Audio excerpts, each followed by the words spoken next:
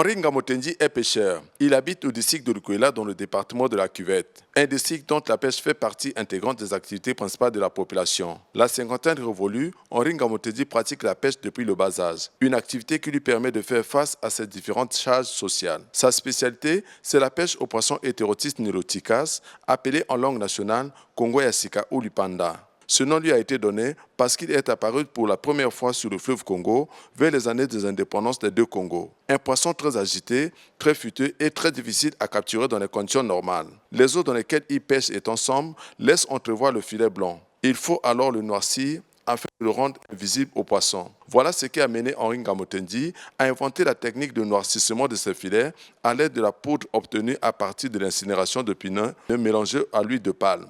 Par manque de mécanisme et de surveillance des eaux continentales congolaises, la technique a fini par gagner tout le fleuve Congo. En ce début de petite saison fructueuse de la pêche, Ngamotendi et bien d'autres pêcheurs ne veulent pas rater le coche. Voilà pourquoi ils prennent tout le temps de noircir leurs filets avant de se rendre à la pêche.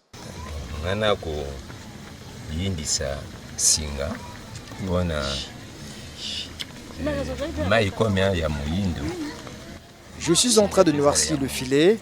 Parce que l'eau est noire, il faut noircir aussi le filet afin de le rendre invisible au poisson. Ceci parce que le poisson devient trop malin. L'homme aussi ne cesse de multiplier les techniques de prise. Pour noircir le filet, je brûle soit le pneu du véhicule, soit le pneu du vélo. Je mélange ensuite la cendre avec l'huile de palme. Après, j'imbibe le filet dans la pâte noire.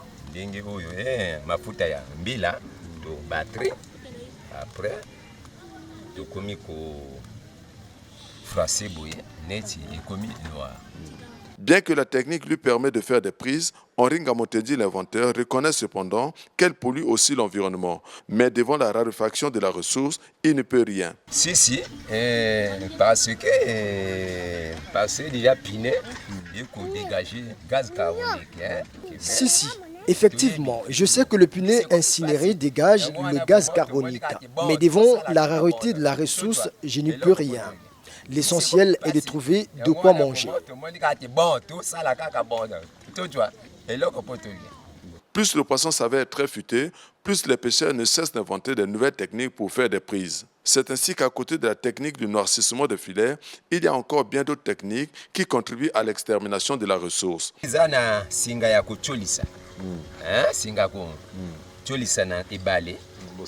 À côté de la technique de noircissement des filets, il y a aussi la technique de doublure de filets, c'est-à-dire on fusionne 3 filets de mailles différentes, de telle sorte que lorsque le gros poisson échappe au premier filet, il est rattrapé par celui à petite maille.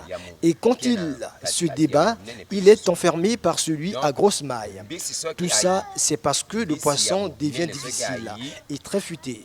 Nous aussi, on cesse d'étudier des techniques de capture. Il y a aussi le filet craint ou invisible. Il prend tout type de poisson, quelle que soit la nature des eaux. Invisible, il craint.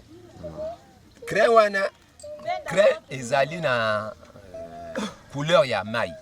Non, il y a un seul na maille. Même na yo motoboy, okomona yangote. De nos jours, le poisson dans le bassin du Congo est plus assassiné que pêché, car des techniques de pêche en pratique dans ce bassin ne garantissent pas le développement durable des ressources halieutiques.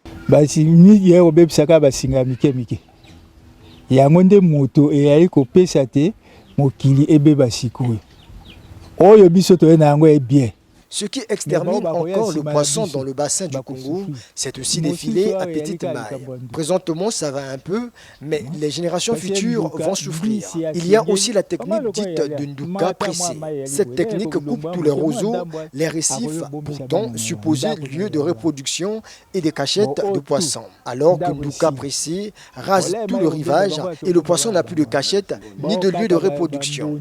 Si on n'arrête pas avec les filets à petite maille, avec les Nduka pressés, les générations futures entendront seulement parler de poissons car elles ne verront d'autres pêcheront mais ne feront plus de prise car le poisson sera exterminé et qu'il n'aura plus où se reproduire.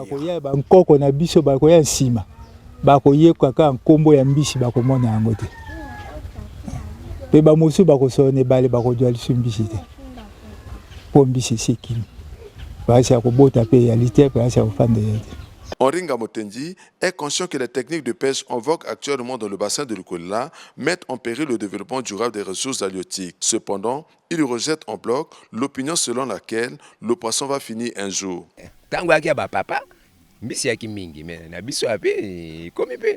À l'époque de nos aïeux, le poisson était en abondance.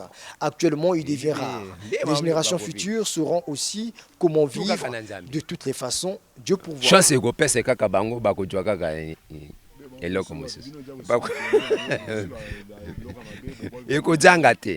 Au regard de la menace qui pèse sur les générations à venir, il y a lieu de se poser des questions. Que sera demain le poisson dans le bassin du Congo si l'on continue à faire librement usage des techniques, même celles jugées destructives de l'environnement, pour réaliser des prises? La mise en place d'un mécanisme de surveillance et de répression des braconniers en vue de éradiquer ces pratiques s'avère impérative.